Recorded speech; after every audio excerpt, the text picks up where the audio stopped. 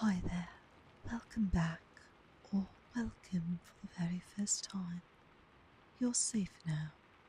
This is your time to rest. Let go of your day. Let your breath slow down and your thoughts float gently away. Tonight I'll be reading you a fairy tale, an old story wrapped in moonlight and carried on a quiet breeze just for you. So snuggle in, get cozy, and let the soft rhythm of the story guide you into dreams. Let's begin. Story 15. The Welsh Fairies hold a meeting. In the ancient Cymric gatherings, the druids, poets, prophets, seers, and singers all had a part. The one most honoured as the president of the meeting was crowned and garlanded. Then they were led in honour and sat in the chair of state. They called this great occasion an Eisteddfod, or sitting, after the Cymric word meaning a chair. All over the world, the Welsh folk who do so passionately love music, poetry, and their own grand language hold the Eisteddfod at regular intervals.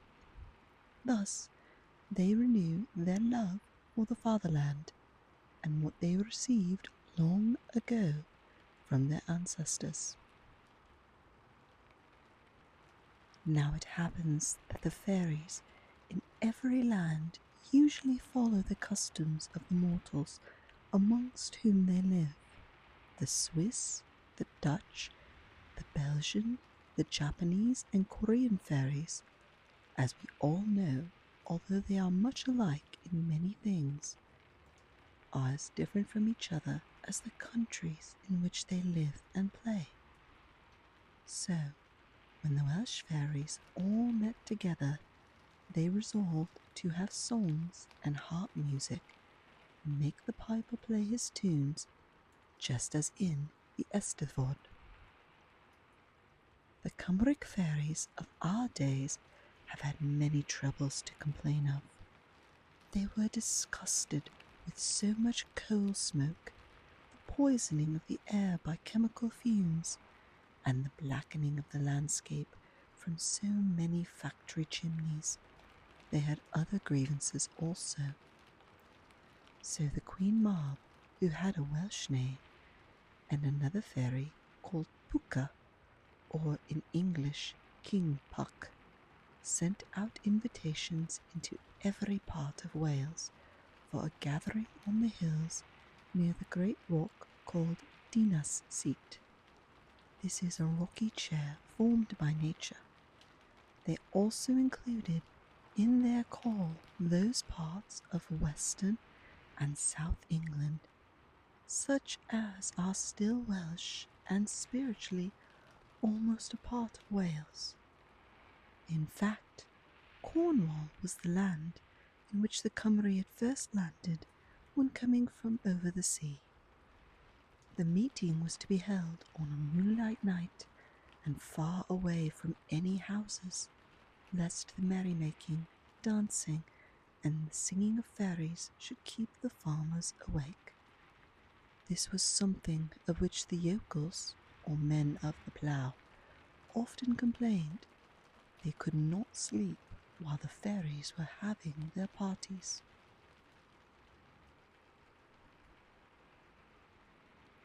Now, among the Welsh fairies of every sort, size, and behaviour, some were good and others were bad, but most of them were only full of fun and mischief. Chief of these was the lively little fellow Puck, who lived in Gwmpwca, that is, Puck Valley in Breconshire. Now, it has been an old custom which has come down from the days of the cavemen, and when anyone died, the people, friends, and relatives sat up all night with the corpse. The custom arose first with the idea of protection against wild beasts, and later from insult by enemies. This was called a wake. The watchers wept and wailed at first, and then fell to eating and drinking. Sometimes they got to be very lively. The young folks even looked on a wake after the first hour or two as fine fun. Strong liquor was too plentiful, and it often happened that quarrels broke out. When heads were thus fuddled, men saw, or thought they saw, many uncanny things, like leather birds, cave eagles, and the like. But all these fantastic things and creatures, such as foolish people talk about, and with which they frighten children, such as corpse candles, demons, and imps, were ruled out and not invited to the fairy meeting. Some other objects, which ignorant folks believed in, were not allowed in the company. The doorkeeper was notified not to admit the eagles of darkness that live in a cave which is never lighted up, or the weird featherless bird of leather from the land of illusion and fantasy that brushes its wing against the windows when a funeral is soon to take place, or the greedy dog with silver eyes. None of these would be permitted to show themselves, even if they came and tried to get in. Some other creatures, not recognized in the good society of fairyland, were also barred out. To this gathering, only the bright and lively fairies were welcome. Some of the best-natured among the big creatures, and especially giants and dragons, might also pay a visit, if they wanted to do so. But all the bad ones, such as lake hags, wraiths, sellers of liquids for wakes, who made men drunk, and all who, under the guise of fairies, were only agents for undertakers, were ruled right out. The night dogs of the wicked hunter Annam, the monster Avang, Cadwallader's goats, and the various cruel goblins and ogres living in the ponds and that pulled cattle down to eat them up, and the immodest mermaids, whose bad behaviour was so well known, were crossed off the list of invitations. No ugly brats, such as wicked fairies were in the habit of putting in the cradles of mortal mothers when they stole away their babies, were allowed to be present, even if they should come with their mothers. This was to be a perfectly respectable company, and no bawling, squealing, crying, or blubbering was to be permitted. When they had all gathered together at the evening hour, there was seen in the moonlight the funniest lot of creatures that one could ever imagine, but all were neatly dressed and well behaved. Quite a large number of the famous fair family that moved only in the best society of fairyland, fathers, mothers, cousins, uncles and aunts, were on hand. In fact, some of them had thought it was to be awake and were ready for whatever might turn up, whether solemn or frivolous. These were dressed in varied costume. Queen Mab, who above all else was a Welsh fairy, and whose name, as everybody knows who talks Cymric, suggested her extreme youth and lively disposition, was present in all her glory. When they saw her, several learned fairies, who had come from a distance, fell at once into conversation, on this subject, one remarked, "How would the Queen like to add another syllable to her name? Then we should call her Mabgarth, which means kitten." Well, not so bad, however, because many mortal fathers who have a daughter call her kitten. It is a term of affection with them, and the little girls never seem to be offended.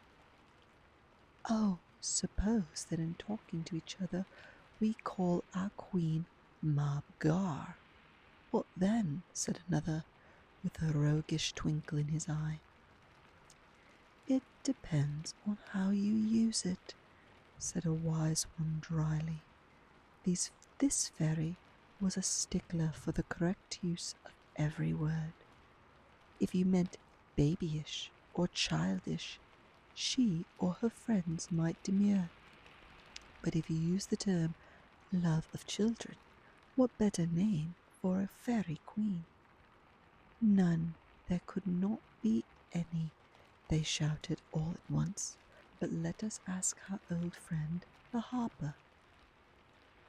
Now, such a thing as inquiring into each other's ages was not common in fairyland. Very few ever asked such a question, for it was not thought to be polite. For though we hear of ugly fairy brats being put into the cradles in place of pretty children, no one ever heard either of fairies being born, or of their lives ending, or having clocks, or watches, or looking to see what time it was. Nor did doctors, or the census clerks, or directory people ever trouble the fairy ladies to ask their age. However, occasionally there was one fairy so wise, so learned, and so able to tell what was going on or going to happen tomorrow or next year, that the other fairies looked up to such one with respect and awe. Yet these honourables would hardly know what you were talking about if you asked any of them how old they might be, or spoke of old or young. If by any chance a fairy did use the word old in talking of their number, it would be for honour or dignity, and they would mean it for a compliment. The fact was that many of the most lively fairies showed off their frivolous disposition at once. These were the kind that, like kittens, cubs, or babies, wanted to play all the time, yes, every moment. Already, hundreds of them were tripping from flower to flower, riding on the backs of fireflies, or harnessing night moths, or any winged creatures they could saddle for flight through the air. Or they were waltzing with glowworms, or playing ring round a rosy, or dancing in circles. They could not keep still, not one moment.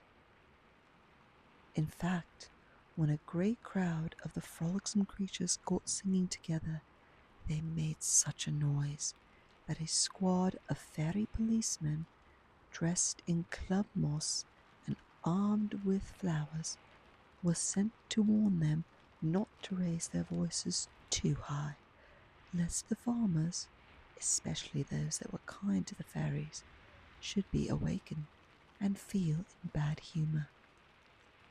So the knot of learned fairies had a quiet time to talk, and when able to hear their own words, the harper, who was very learned indeed, answered their questions about Queen Mab as follows. Well, you know the famous children's storybook in which mortals read about us, and which they say they enjoy so much, is named the Mabinogion, that is, the young folks' treasury of Cymric stories. It is well named, said another fairy savant, since Queen Mab is the only fairy that waits on men. she inspires their dreams, and these are born in their brains. The talk now turned to Puck, who was to be the president of the meeting.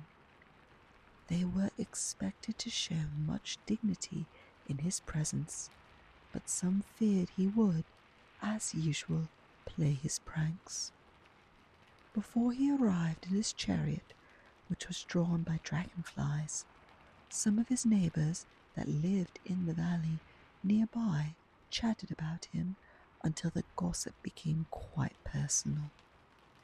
Just for the fun of it and the amusement of the crowd, they wanted Puck to give an exhibition offhand of all of his varied accomplishments, for he could beat all rivals in his special variety, or, as musicians say, his repertoire.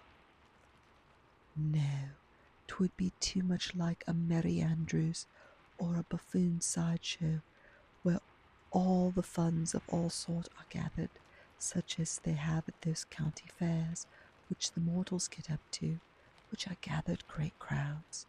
The charge of admission is a sixpence. I vote no. Well, for the very reason that Puck can beat the rest of us at spells and transformations, I should like to see him do for us as many stunts as he can. I've heard from a mortal named Shakespeare that in one performance Puck could be a horse, a hound, a hog, a bear, without any head, and even kindle himself into a fire, while his vocal powers, as we know, are endless. He can neigh, bark, grunt, roar, and even burn things up. Now, I should like to see a fairy that could beat him at tricks. It was Puck himself who told the world that he was in the habit of doing all these things, and I want to see whether or not he was boasting. Tut, tut, don't talk that way about our king, said a fourth fairy. All of this was only chaff and fun, for all the fairies were in good humour. They were only talking to fill up the interval until the music began.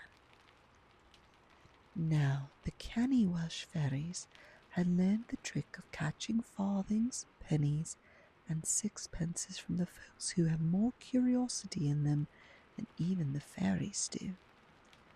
These human beings, cunning fellows that they are, let the curtain fall on a show just at the most interesting part.